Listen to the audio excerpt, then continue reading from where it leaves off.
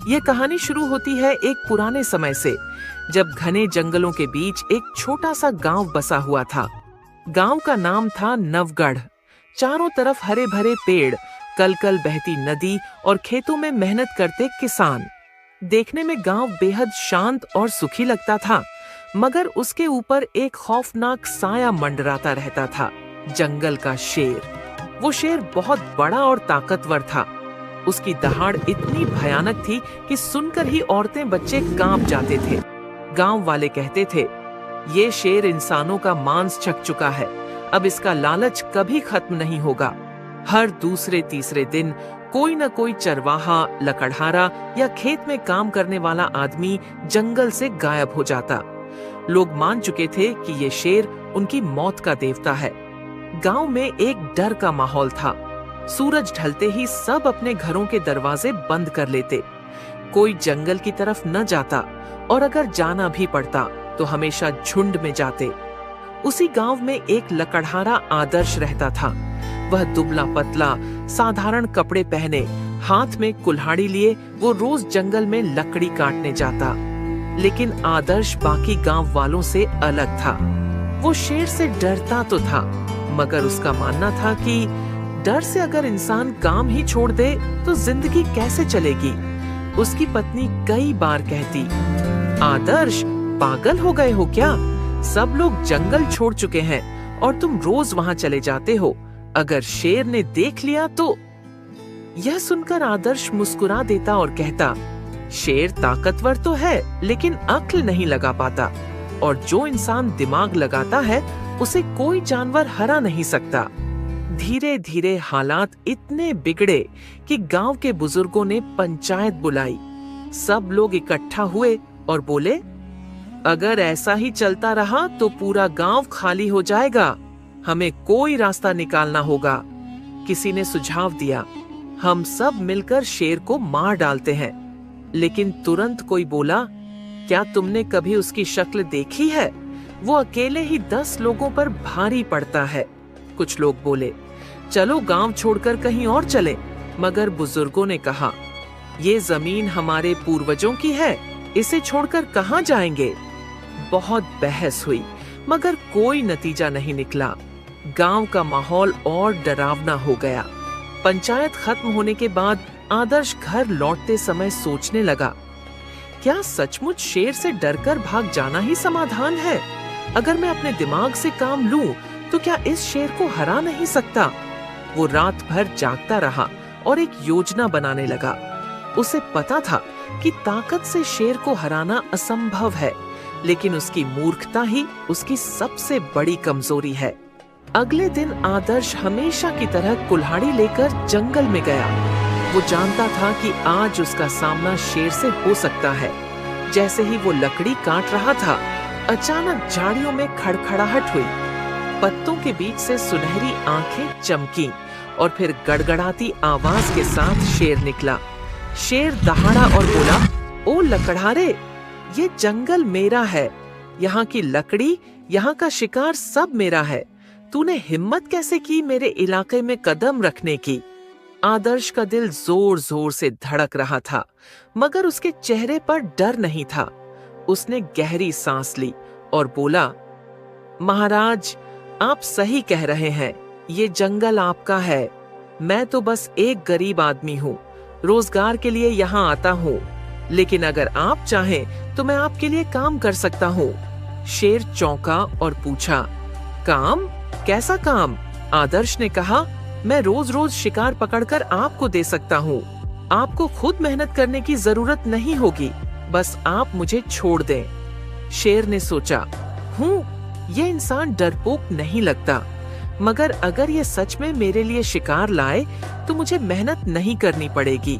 उसने आंखें तरेरी और कहा, ठीक है लकड़हारे, अगर तूने रोज मुझे शिकार लाकर दिया तो मैं तुझे छोड़ दूंगा। लेकिन अगर एक दिन भी खाली हाथ आया तो तेरा मांस मेरा खाना होगा। आदर्श ने सिर झुकाकर हामी भर दी। उस पल से खेल शुरू हो चुका था। आदर्श घर लौटा तो उसकी पत्नी घबराई हुई थी। अरे राम, आज भी तू जंगल से सही सलामत लौट आया?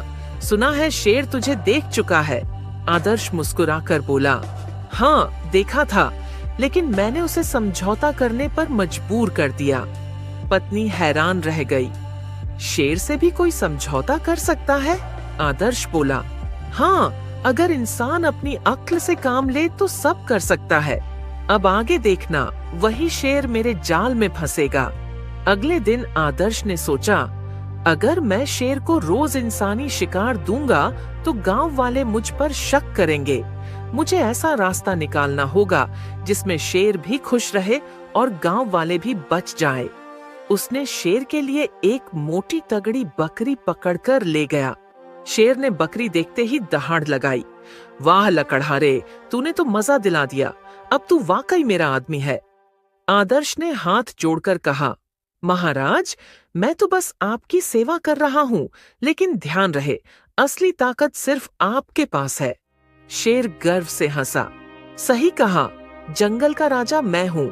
तुझे मैं इसलिए छोड़ रहा हूँ क्योंकि तू मेरी सेवा करता है। आदर्श मन ही मन मुस्कुराया। यही तो इसकी कमजोरी, घमंड और मूर्खता है। धीरे धीरे आदर्श रोज कुछ न कुछ शेर को ले जाता। कभी खरगोश, कभी बकरी, कभी सुअर। शेर मजे से खाता और आलस से पेड़ों के नीचे लेट जाता। गांव वाले यह देखकर हैरान थे। ये कैसे हो सकता है? जहां शेर के डर से कोई पास नहीं जाता, वहां आदर्श रोज जाता है और सही सलामत लौट आता है। कुछ लोग तो पीछे पीछे गए और देखा कि आदर्श सचमुच शेर को शिकार खिला रहा है। गांव में अफवाह फैल गई, आदर्श ने शेर से दोस्ती कर ली है। कहीं ऐसा न हो कि शेर को इंसान का स्वाद दिलाकर वो हम सबको ही खतरे में डाल दे। गांव की पंचायत में फिर चर्चा हुई। कुछ लोग बोले, आदर्श गद्दार है, वो शेर को ताकतवर बना रहा है। मगर कुछ समझदार बुजुर्ग बोले, नहीं, हमें जल्दीबाजी नहीं करनी चाहिए। हो सकता है आदर्श के मन में कोई चालाक योजना हो। एक शाम शेर आलस से डकार लेते हुए बोला, लकड़हारे, अब मैं इन छोटे मोटे जानवरों से ऊब गया हूँ। मुझे कुछ बड़ा चाहिए, कोई इंसान। आदर्श का दिल धक से रह गया, मगर उसने चेहरे पर डर नहीं आने दिया। वो बोला, महाराज, इंसान का मांस तो सबसे स्वादिष्ट होता है, लेकिन उसे लाना आसान नहीं। अगर आपने वादा किया कि मुझे नुकसान नहीं पहुंचाओगे, तो मैं इंसान का शिकार भी दिला सकता हूँ। शेर की आंखें चमक उठीं। सचमुच? अच्छा, तो फिर जल्दी से इंसान का इंतजाम कर। आदर्श ने मन ही मन सोचा, अब वक्त आ गया है इस मूर्ख शेर को फंसाने का। अगले दिन आदर्श गांव में आया और सबको इकट्ठा किया। उसने कहा, गांव वालों, शेर इंसानी मांस की मांग कर रहा है, लेकिन डरने की बात नहीं है। मैंने उसे समझा दिया है कि हमारे गांव का सबसे ताकतवर आदमी मैं हूँ। अगर उसने मुझे हरा लिया तो वो मुझे खा सकता है, और अगर मैं जीत गया तो शेर को गांव छोड़ना होगा। गांव वाले स्तब्ध रह गए। तू पागल हो गया है आदर्श? अकेला शेर से भिड़ेगा? आदर्श मुस्कुराया और बोला, चिंता मत करो, मैं बल से नहीं, दिमाग से लड़ूंगा, और यही उसकी हार होगी। शाम को आदर्श शेर के पास गया। महाराज, मैंने गांव वालों से बात की है। सब मानते हैं कि इंसानों में सबसे ताकतवर मैं हूँ। अगर आपको सचमुच इंसानी ताकत का स्वाद चखना है तो मुझे ही खाइए, लेकिन उससे पहले आपको मेरी ताकत का इम्तिहान लेना होगा। शेर हैरान रह गया। तू खुद को मेरा शिकार बना रहा है, और इम्तिहान कैसा? आदर्श ने रहस्यमय अंदाज में कहा, जंगल के बीच एक खाई है, वहां मैंने अपने सबसे बड़े दुश्मन को कैद करके रखा है। वो मेरे जैसा ही ताकतवर है। अगर आप उसे हरा दो, तभी आपको हक है मुझे खाने का। शेर की आंखों में लालच चमक उठा और वह बोला, ठीक है लकड़हारे, कल सुबह मुझे उस खाई तक ले चल, मैं तेरे दुश्मन को चीर फाड़ कर रख दूंगा। आदर्श मुस्कुराया और मन ही मन कहा, बस यही तो चाहता था मैं। सुबह का समय था। जंगल की हवा में अजीब सी ठंडक और सन्नाटा था। पक्षियों की चहचहाहट भी जैसे दब सी गई थी, मानो उन्हें भी पता हो कि आज जंगल में कुछ बड़ा होने वाला है। आदर्श अपनी कुल्हाड़ी कंधे पर लटकाए शेर के पास पहुंचा। शेर अधीर होकर इधर उधर टहल रहा था। उसने दहाड़ कर कहा, लकड़हारे, जल्दी चलो, मुझे उस ताकतवर दुश्मन से मिलवाओ। आदर्श ने सिर झुकाकर कहा, आइए महाराज, मैं आपको वहां तक ले चलता हूँ, लेकिन ध्यान रहे ये लड़ाई आसान नहीं होगी। दोनों धीरे धीरे जंगल के अंदर गहराई तक बढ़े। पेड़ों की ऊंचाई बढ़ती जा रही थी, धूप धीरे धीरे कम होती जा रही थी। जैसे जैसे वो खाई के पास पहुंचे, हवा ठंडी और डरावनी हो गई। शेर गरजते हुए बोला, लकड़हारे, तेरा दुश्मन चाहे जितना ताकतवर क्यों न हो, मेरी एक ही दहाड़ से कांप उठेगा। आदर्श ने मन ही मन मुस्कुराकर कहा, बस थोड़ी देर और, मूर्ख शेर। आखिरकार दोनों एक गहरी और चौड़ी खाई के पास पहुंचे। खाई इतनी गहरी थी कि नीचे झांककर देखने पर सिर्फ काले पानी की चमक नजर आती थी। उसके चारों ओर खामोशी थी, बस कभी कभी हवा की सरसराहट और पानी की लहरों की आवाज आती। आदर्श खाई की ओर इशारा करके बोला, महाराज, यही है वो जगह, और नीचे पानी में है मेरा सबसे बड़ा दुश्मन, एक और शेर, उतना ही ताकतवर जितने आप। शेर ने हैरानी से नीचे झांका। पानी में उसे अपना ही प्रतिबिंब दिखाई दिया। उसकी सुनहरी आंखें, उसका विशाल शरीर और उसका खूंखार चेहरा। शेर दहाड़ा और बोला, आह, ये तो सचमुच शेर है, और लगता है ये भी मुझे ललकार रहा है। पानी की सतह पर लहरें उठी और उसका प्रतिबिंब हिलता डुलता दिखाई दिया।